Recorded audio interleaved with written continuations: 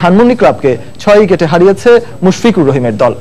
আগে ব্যাট করে নির্ধারিত 42 ওভারে 8 উইকেটে 187 রান করে শেখ জামাল।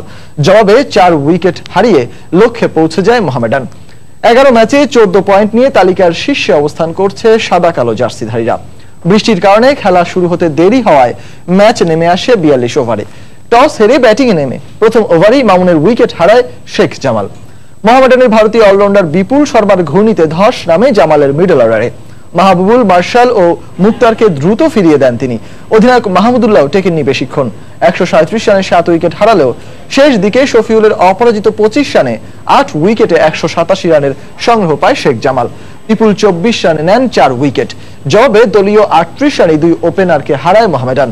অধিনায়ক মুশফিককে সঙ্গে নিয়ে তৃতীয় উইকেটে 73 রানের জুটি গড়েন নাঈম ইসলাম। দুজনই 50 তুলে নেন। নাঈম 51 রানে আউট হলেও 66 রানে অপরাজিত থেকে দলের জয় নিশ্চিত করেন অধিনায়ক মুশফিক। সেই সঙ্গে দ্বিতীয় বাংলাদেশি ক্রিকেটার হিসেবে লিস্ট এ ক্যারিয়ারে 6000 রান পূর্ণ করেন বাংলাদেশের টেস্ট অধিনায়ক।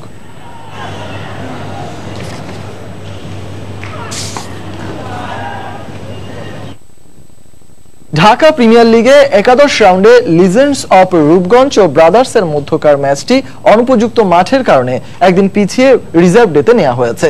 শেষ রাউন্ডের খেলা বলেই বাড়তি গুরুত্ব ছিল এই ম্যাচটির। রূপগঞ্জের সামনে শীর্ষে ওঠার সুযোগও ছিল। 10 ম্যাচে 6 জয়, 3 হার ও 1 টাইয়ে 13 পয়েন্ট রূপগঞ্জের। আর ব্রাদার্সের লক্ষ্য ছিল রেলিগেশন লিগ এড়ানো, কারণ গেল 10 ম্যাচে মাত্র 8 পয়েন্ট ব্রাদার্সের। আগের দিন টানা বৃষ্টি হওয়াতে বিকেএসপির 3 নম্বর মাঠ খেলার উপযোগী মনে করেননি ম্যাচ রেফারি মিন্টু দত্ত।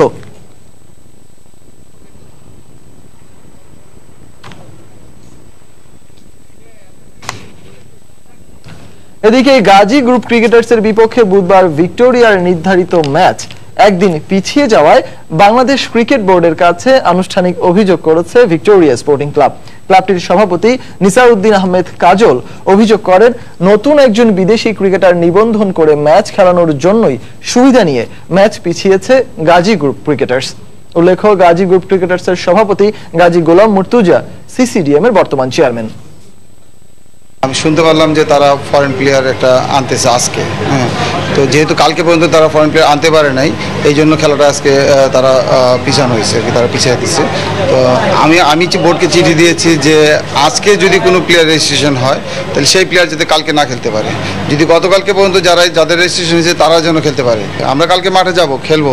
যদি তারা এই ধরনের কোনো কাজ করে তাহলে আমরা অন্য পদক্ষেপ নিব। ঢাকা প্রিমিয়ার লিগের লিগ পর্ব প্রায় শেষ।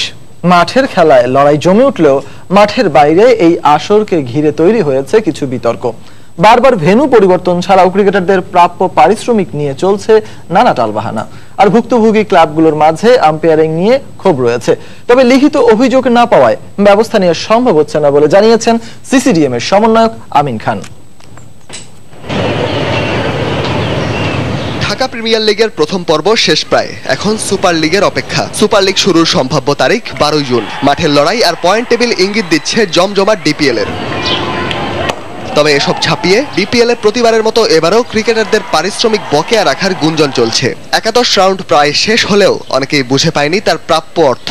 কিন্তু এখানেও চলছে দেনা পাওনা নিয়ে এক প্রকার লুকোচুরি খেলা। কোনো ক্রিকেটার এখনো লিখিতভাবে অভিযোগ করেনি, তাই সিসিডিএম নিতে পারছে না প্রতিশ্রুত ব্যবস্থা।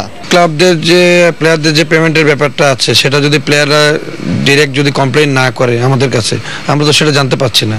আমরা অলিখিতভাবে বা মৌখিকভাবে অনেকে বলছে সেটা আমাদের কাছে আসতে হবে। আমাদের কাছে চিঠি আসলে, আমাদের কাছে যদি লিখিত কেউ কমপ্লেইন করে, আমরা অবশ্যই ব্যাপারে দেখব। বিপিএল এ 2 বা 3 রাউন্ডের সূচি দেয় সিসিডিএম, তবে এর মধ্যেই হুট করে ভেন্যু পরিবর্তন করে দেয় কর্তৃপক্ষ। কিন্তু এর কোনো সুনির্দিষ্ট কারণ দেখাতে পারে না কেউ। কেন এমন হয়? এমন প্রশ্নের উত্তরে সুনির্দিষ্ট কোনো জবাব দিতে পারেননি সিসিডিএম সমন্বয়ক। আমাদের মাঠ তিনটাই স্ট্যান্ডার্ড মাঠ এবং 3টা সমানভাবে সব টিমই খেলছে, সুতরাং এখানে কারো বিতর্ক থাকার কোনো কথা নেই। এসব বিষয় বাদেও এবারে ডিপিএল এ বড় ইস্যু বাজে আম্পায়ারিং। বেশ কয়েকবার মাঠে এর প্রতিক্রিয়া দেখিয়েছেন বেশ কজন ক্রিকেটার, তবে আম্পায়ারদের বিরুদ্ধে নেওয়া হয়নি কোনো ব্যবস্থা। এখানেও সিসিডিএম সমন্বয়ক অনর, লিখিত অভিযোগ ছাড়া নেওয়া যাবে না কোনো ব্যবস্থা। এখন পর্যন্ত আমাদের কোনো টিম এই পর্যন্ত আমাদের কোনো লিখিত কোনো অভিযোগ এখনো দেয়নি যে আম্পায়ার নিয়ে তাদের কোনো অভিযোগ আছে।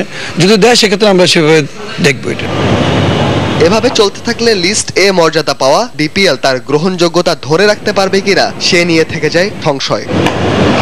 রায়হান মাসুদ, সময় সংবাদ, সাভার।